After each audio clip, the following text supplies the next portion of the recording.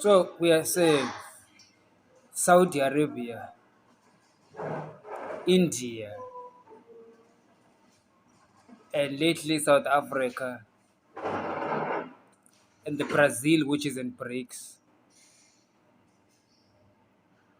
are part of this current global wave of ditching Washington to counter the US dollar hegemony, with Saudi Arabia uh, breaking off from their petrodollar agreement with the Americans, and the Indians moving closer to the Chinese. I'm saying that's a trap.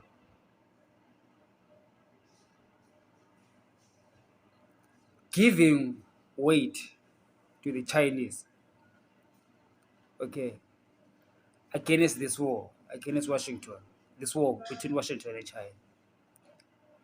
When countries throw their weight towards China, they're tilting the scale for a Chinese victory. However, Saudi Arabia and India know very well that that victory is going to be short sighted. Sorry, it's going to be short lived because China is in it for China. There is no way that China is going to give people their religious rights. So if you're Saudi Arabia, you must be thinking to yourself, the day United States ceases to be the global superpower and you replace it with China, which does not respect religious rights. Do you know that Muslims and Christians are terrorized in China? They are arrested and put in jail just for being a Christian, put in jail just for being a Muslim. And here you are going to put the whole weight of Saudi Arabia, who became rich and enriched by the Americans. And all of a sudden, when it matters, you ditch your friends who made you rich for an untested partner who comes to give you just a lunch. The Belt and Road Initiative, China's plan to dominate the world. My grievances with China is that as they dominate the world, they will spread their Chinese communism throughout the whole world. The kind of communism which is characterized by the abuse of human rights, not only religious rights, but even the rights of Chinese billionaires have been trampled upon by the CCP. We've got Chinese billionaires running away from China all over the world and going mostly to Western aligned countries because there is freedom, human rights freedom. Now, Mohammed bin Salman, if you're throwing your weight to China, you are opening up the world for a huge problem in the future, which you might find difficult to deal with. Now, the Chinese Belt and Road Initiative, which has made extensive inroads into Africa, South America, and the Caribbean, has been welcomed by these countries who naively, I would like to put it, think that Uncle Xi is going to come to their rescue from the economic malice in their nations, which largely for most part, is because of the corruption in those countries. And in those countries, which are run by corrupt governments, they find it easy to ally themselves with the CCP, which seems not to care about the corruption in those countries and the lack of human rights abuses in those countries, because China itself is a human rights abuser. And therefore, these countries feel comfortable under the auspices of the Chinese dragon. And they feel this move vindicates them from the hegemony of Washington. Here lies my argument is that that which you think is good, as the Bible says, there's a way that seems right to a man, but its end is death. It may seem right that you think that the United States uses its US dollar power. The word you use is to bully other countries, but the Americans will use the word perhaps to to police the other countries. As I've said before, that in any place there has to be leadership. Even in global politics, okay, there is leadership. And we do have the United States as the political leader of the world. And so far, so good. Where we have problems, we will address them. But so far, so good. Disturbing that global order level will lead to catastrophic events that will be difficult to undo because the United States is not going to go down quietly. Now, therefore, those who are the policymakers in Washington have got to realize that it's time right now that the United States has to be vigilant against this China threat, not only in Africa, South America, and the Caribbean, but as we see they're making inroads in Western Europe and even in the United States itself. What Washington needs to do right now, as it is losing friends by the day, is to rethink strategy and build new partnerships. Find friends in the forgotten parts of the world. Find friends in the Caribbean. Find friends in the South Americas. And make friends in Africa. Make friends in Zimbabwe. The arrogant years of sanctions imposed on Harare with the pretense of changing the government in Harare. Yet in actual reality, I believe, is meant to keep us in pariah so that we, black Zimbabweans, can be sold as slaves to the South Africans and the Europeans. Now, Washington, that policy might have worked in the past. However, as we can see that the global climate is changing and the forces are moving, gravitating towards a China, of which I told you that a globe that is led by China is a very catastrophic environment. China will ban Christianity and Muslim across all the countries of the world. They might not start overtly, but they will gradually move towards that. And who will you have to blame for that? Except for the Muslim and Christian countries that thought that they will find solace and comfort in China, the Chinese Belt and Road Initiative. Yet in actual fact, it's a plan of conquering the world. And what makes you think that the CCP would be benevolent to the rest of the world when right now in China they do not give rights to Christians and Muslims and their very own Chinese billionaires who are persecuted by the CCP. Therefore, Mohammed bin Salman and the GCC, broadly speaking, India, Iran,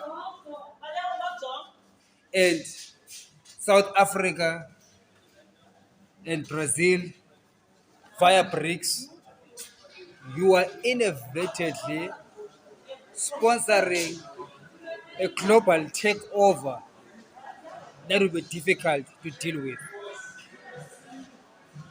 The Americans are not perfect,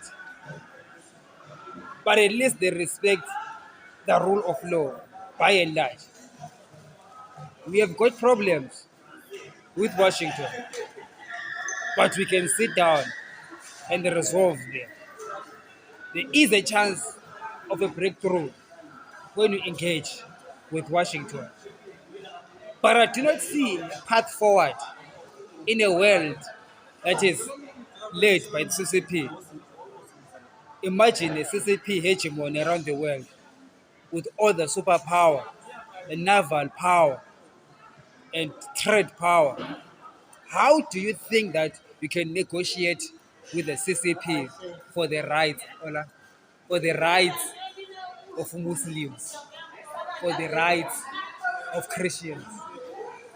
We might just as well kiss our rights goodbye and get ready for Armageddon and get ready for the great tribulation, that which the Christians have been fearing since biblical times. And these are the biblical times that we have always been fearing. And therefore, prophecy is not written on stone. Prophecy is a word of warning. The global leaders have to be warned right now to recognize that China is a threat to the global order, in the global peace that we currently enjoy. And they've used, and they are still using successfully, the loopholes that Washington has failed to close, the loopholes of the suffering and neglected Africans, suffering and neglected Caribbean countries, and South American countries. The issue I have with Washington on Zimbabwe is not what Washington is doing to Zimbabwe. It's what Washington is not doing in Zimbabwe. As a global superpower, the neglect of Washington, the way Washington has neglected Zimbabwe, has led to a mushrooming of that corrupt ZANU-PF government led by Idim Nangago, which is oppressive and propelled to do what it does by the evil Chinese CCP led by Xi Jinping. And we do know that the current administration in Zimbabwe is enabled by the Chinese CCP. Even their removal of the former president, Robert Gabriel Mugabe, was a move that was sanctioned, stamped by the CCP, going to show you that the CCP has made inroads in Zimbabwe and is making inroads deep into Africa and in South America. Together with Russia, they are closest ally in this global onslaught against global order. They are at it again, with Russia being the military wing of the alliance, with Russia presently invading its neighbors, trying to revitalize the old Soviet Union. So that's the pretext that Vladimir Putin is using to invade Eastern Europe, in the process, perhaps provoking NATO, so that when Russia has a full-on war with the NATO, Russia can use that to validate their entrance into invading the rest of Western Europe and by extension the United States, because the United States and Western Europe are NATO. So as Putin is pursuing his policy, of which he is pretending that he has to secure Ukraine because he believes NATO has crossed a red line. As he is doing that, he's not going to stop with Ukraine. He will go through to all the Soviet states or the former Soviet states, as we are seeing now that former Soviet states like Finland and others are applying for NATO membership. Okay, Sweden was not a former Soviet state, but as you can see that the terror that Russia is causing in Europe is causing them to apply for NATO membership. And if Putin ever attacks any one of the NATO members and brings NATO into the war, it came on. It's an unleashing of an Armageddon, because right now we will have Russia fighting with the rest of the world, with the rest of Europe and the United States and all the countries that have joined NATO. And you see, as I was trying to show you, that Russia is the military wing of this Russo-Sino alliance. Russia, Russia, the military wing, is also involved in Africa. In Africa, they cannot claim that Africa is part of the Soviet state or former Soviet state. So we've got the Wagner Group, which claims to be a private military operation. Yet we do know that it is Putin sponsored, and therefore there is a more cost interest into northern Africa, and they've moved even also into Mozambique. And right now, Moscow's strategy for Central Africa and Southern Africa is sponsoring, together with China, the so-called liberation parties. In Zimbabwe, ZANU-PF. In South Africa is the African National Congress, with the pretext that these parties were helped by Russia to gain the independence of these countries from their former colonizers, the British, the French, and others. So in that way, Russia is able to enter and to dominate together with Russia. Remember that they are an alliance.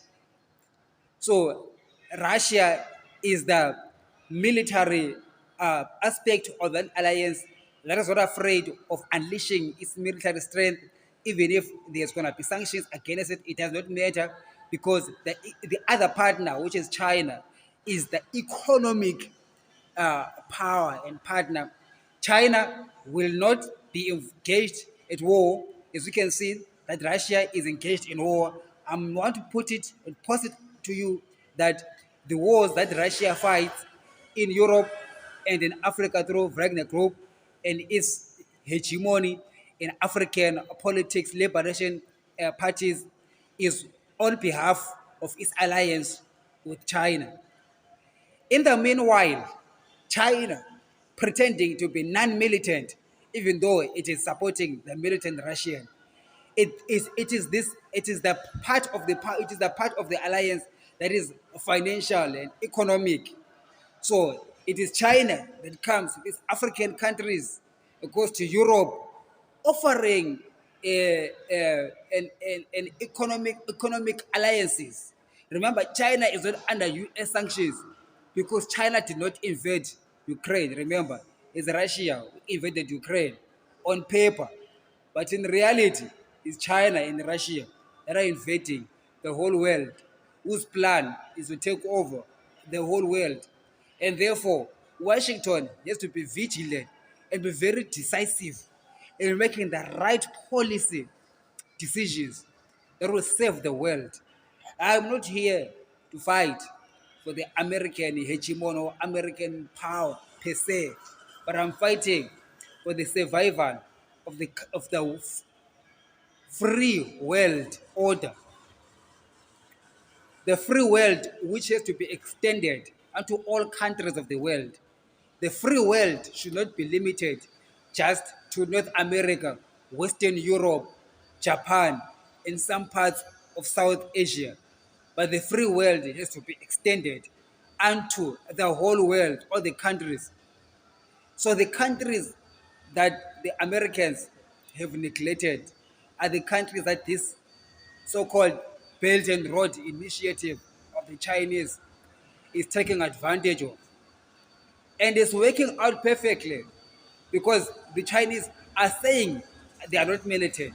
But that is at least for now.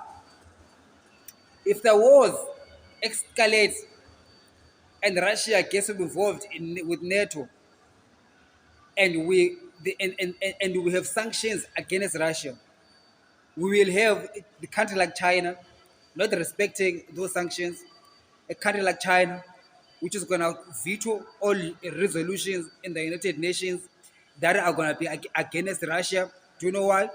Because China is on the side of Russia.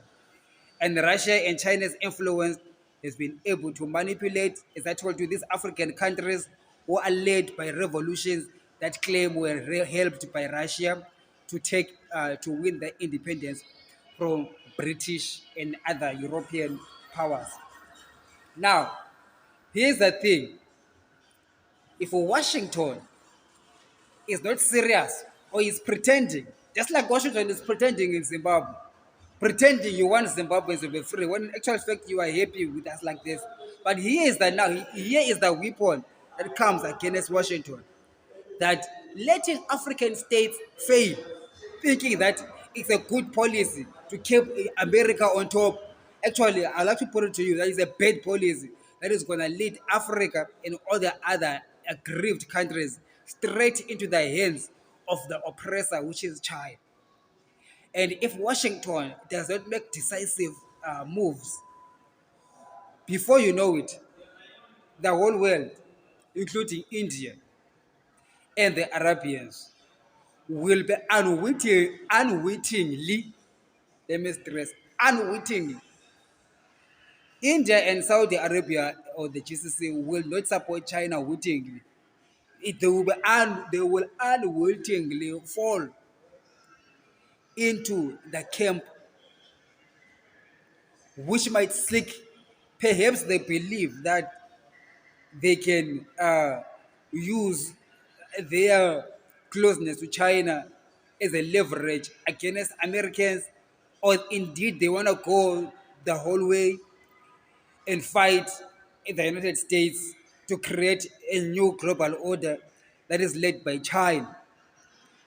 But my assessment of the situation is this: India and Saudi Arabia and other countries that are aligning themselves with China are going to cry once they find victory over the United States, because China is not going to be benevolent to the rest of the world. The CCP will stick true to its nature. A leopard never changes its skin. It's going to spread its communism, which I said earlier, is characterized by its lack of human rights, its lack of the respect of human rights, religious rights, very important there, civil rights. You do not want a government that does not respect those rights in its own country to be aided to take over the whole world. You want it to be contained so that those that lead us, we can see the example at home. If they actually practice good governance to their own people, therefore we can have a fair level of comfort that they will be able to take care of the rest of us. Here is the thing: If China respected religious rights, if China did not persecute the Christians and the Muslim in China, if China did not persecute the LGBTQIA community in China, if China did not persecute their billionaires because they are rich, if China respected those rights and they were light, I would be the one who would support the emergence of China as a global superpower to replace even Washington. Because after all, they will have proven to us that their communism is a good strategy. But as we can see, the Chinese have proven to us that their communism will not work for the rest of us. But the countries that are poor have been bribed by the Chinese money, and the Chinese loans are oppressive and are unsustainable. In Zambia, they built stadiums and roads which the Zambian government cannot repay back. And China strangles these countries in this debt, knowing very well that they extend debt that they know will keep you indebted to them forever, because you will not be there will not be a return on investment on those uh, uh, uh, assets that were acquired through Chinese debt. That put these countries into a tailspin, never able to get out of that debt, but therefore become subservient to the Chinese authorities, who's going to bring their Chinese citizens in those countries who will and actually establish a Chinese hegemony. And by that time, the oppressive nature of the CCP to the Chinese people in China will be inadvertently exported to the rest of the world. So, India, think about that. Cyril Ramaphosa, think about that. Saudi Arabia, think about that. Think about that South Africa when you go to the United Nations and vote pro Russian. Think about that. African leaders, when you say you abstain, yet we know that abstaining is voting for Russia.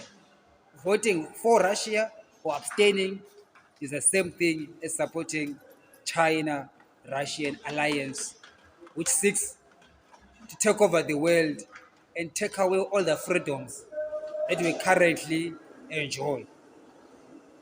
Think about that before you are just short sighted. Think about that because you do feel, for example, for ZANU PF in Zimbabwe, and the ANC and other African leading parties, they do feel that it is safer to be on the side of the Chinese and the Russians, because they will never ask them about human rights abuses, they never ask them about corruption issues. China will invest in South Africa and Zimbabwe and the rest of Africa without checking the human rights record of those governments and without taking the leaders into account for for the corruption that they practice in their countries. And therefore, that gives an incentive to these African politicians to be pro-Chinese. You understand? It's quite an evil incentive, all because Washington is sleeping at the job, at being the global police. Therefore, Washington, this is a verdict. Because you are sleeping at your job and you're letting the Chinese take over, do you not think that they're going to stop in Africa, in South America, in the Caribbean, in Eastern Europe? They're going to the United States itself, influencing US politics. They've already started. And once Washington is gone to the Chinese, the world as we know it is gone. All because policymakers in Washington did not realize that it is important to have an Africa and a South America and Caribbean that is prospering under this free world environment. Policymakers in Washington who thought that running banana republics across the world is a way to maintain American hegemony will be surprised that in actual fact, keeping countries at pariah is indeed that which will bring the empire of the United States to the abyss and bring about an evil empire led by the Chinese, who's going to export their communism to the whole world, bring an end to the prosperous couple of centuries that were brought to us by capitalism. So, good meaning capitalists who see a bleak future in Chinese leadership should now be serious in engaging African establishments that are pro human rights, that are pro prosperous Africa, that is in line with Washington to build an economic powerhouse that extends not just to the white countries of Europe, white Japanese, white South Koreans, white Taiwan, and exclude black Africa and black Caribbean. You see, the racist tendencies of Washington are coming to bite them. It's high time now we begin to realize that you need to build alliances with this part of the world that Donald Trump calls shithole countries. It is these shithole countries that will determine if the US empire is going to remain intact or the Chinese empire is going to emerge. Because China does not come to these shithole countries and calls them shithole countries. China pretends to be respecting them. Though I'm telling you, I know that they are nice now. They are playing nice now because they are creating inroads. But the moment that they are satisfied and they are happy, what is happening in China is going to happen to the whole world. So, Washington, you know what to do. Holy God.